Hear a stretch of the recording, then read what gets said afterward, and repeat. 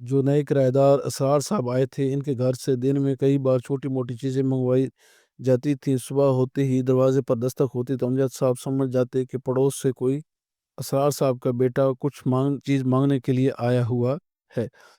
بھولا ہوا سبق۔ جدون ادیب امجد صاحب ایک کمپنی میں افسر تھے۔ اللہ کا دیا گھر میں سب کچھ موجود تھا۔ وہ برسوں سے یہاں رہ رہے تھے۔ مکان بھی ان کا اپنا ہی تھا، مگر اکثر لوگ کرائے کے مکان میں رہتے تھے کیونکہ سامنے نئی آبادی تعمیر ہو رہی تھی اور بیشتر پرانے مکین وہاں منتقل ہو رہے تھے۔ امجد صاحب کا بیٹا امتیاز چھٹی جماعت میں پڑھتا تھا اور بیٹی عریشہ 3 سال کی تھی اور صرف مدرسے سے ہی جاتی تھی۔ ویسے تو امجد صاحب کو پاس پڑوس سے کوئی شکایت نہیں تھی، مگر سامنے والے مکان میں جو نئے کرایہ دار اسرار صاحب آئے تھے، ان کے گھر سے دن میں کئی بار چھوٹی موٹی چیزیں منگوائی جاتی تھیں۔ صبح ہوتی دروازے پر دستک ہوتی تو امجد صاحب سمجھ جاتے کہ پڑوس سے اسرار صاحب کا بیٹا کوئی چیز مانگنے آیا ہوا ہے۔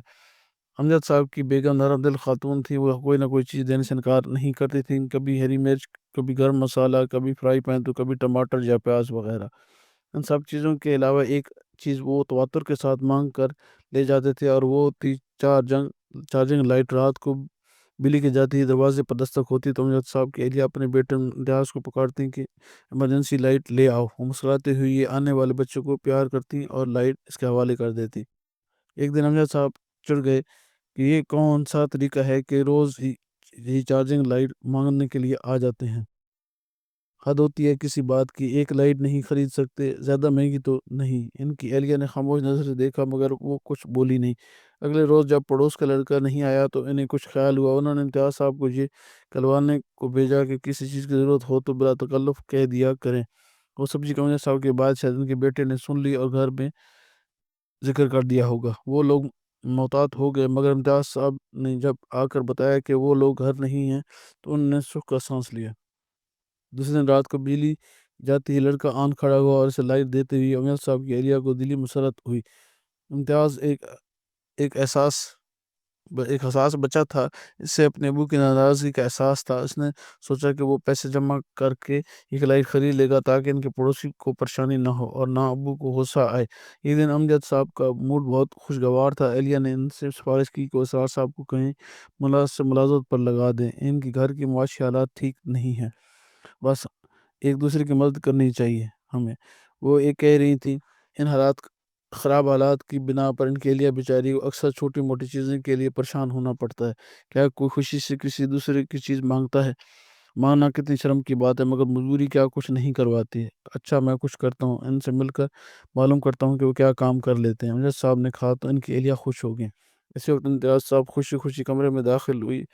وہ اس کے ہاتھ میں ڈھیر سارے نوٹ تھے۔ امجد صاحب چونکے اور سوالیہ نظروں سے اپنی اہلیہ کی طرف دیکھا۔ اس سے پہلے کہ وہ کچھ کہتے امتیاز خود ہی بول پڑا، ابو میں نے 500 روپے جمع کر لیے ہیں۔ اچھا شاباش، امجد صاحب نے کہا اور سوالیہ انداز میں اہلیہ کی طرف دیکھا۔ اب انہوں نے کہا کمال کر دیا ہمارے بیٹے نے، مگر کیوں؟ امی نے میں نے سوچا کہ اسرار انکل کے گھر میں چارجنگ لائٹ نہیں ہے، ان کو اکثر ہم سے ادھار مانگنی پڑتی ہے۔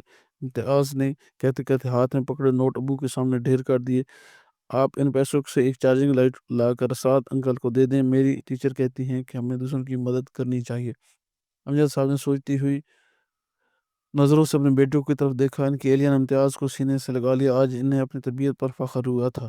دوسرے دن اسرار صاحب کا بیٹا چارجنگ لائٹ مانگنے آیا تو امتیاز کی امی نے اس کی نئی لائٹ دی اور کہا کہ یہ تحفہ لائی ہیں، امی سے کہنا کہ یہ رکھ لیں۔ تھوڑی دیر میں بچے کی والدہ خود چلی آئیں۔ وہ بہت شرمندہ تھی، مگر انہوں نے سمجھایا کہ یہ کوئی بڑی بات نہیں ہے، مگر خاتون نے نئی لائٹ لینے سے انکار کر دیا اور جب بہت اصرار کیا تو انہوں نے کہا کہ پھر مجھے پرانی لائٹ دے دیں۔ امجد صاحب دفتر سے گھر آئے تو ان کی اہلیہ نے سارا قصہ سنایا تو وہ بولے چلو جو ہوا ٹھیک ہوا، میں جلد ان کے شوہر کا کہیں کام پر لگوا دوں گا۔ اپنے بیٹے کا جذبہ دیکھ کر میرا نیکی کا جذبہ بھی جوان ہو گیا ہے۔ مجھے اپنے بیٹے پر فخر ہے۔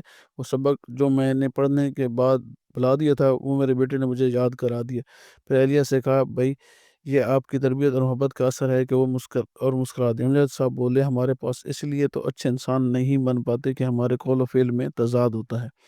ہم اپنے بچوں کی نیکی کی تلقین تو کرتے ہیں مگر خود نیکی نہیں کرتے، جب کہ ہمارے آس پاس کے لوگ دکھی اور غمزدہ ہیں۔ اگر ہم یہ چاہیں تو لوگوں کے غم بانٹ کر انہیں صرف نیکی کما سکتے ہیں، بلکہ اپنے بچوں کے لیے مثال بن سکتے ہیں۔ یہ سب کچھ میں کل سے سوچ رہا ہوں۔ ابو امتیاز پکارتا ہوا گھر میں داخل ہوا۔ پتہ ہے اسرار انکل کیا کہہ رہے تھے؟ اس نے قریب آ کر کہا، کیا مجھ سے کہہ رہے تھے کہ آپ ایک نیک اور ہمدرد انسان ہیں، کے بیٹے ہیں، یعنی مجھے ایک نیک اور ہمدرد بیٹے کا باپ ہوں؟ تو انہوں نے پیار سے امتیاز کے بالوں سے انگلی پھیرتے ہوئے یہ کہا، ابو کیا نیکی کرنے سے اللہ بہت خوش ہوتا ہے؟ تو اس نے معصومیت سے پوچھا، ہاں میری جان، اللہ بہت خوش ہوتا ہے، تب میں خوب نیکیاں کروں گا۔ میں توفیق دے اللہ تمہیں توفیق دے میرے بیٹے۔ انہوں نے پیار سے اپنے بیٹے کو گلے لگا لیا۔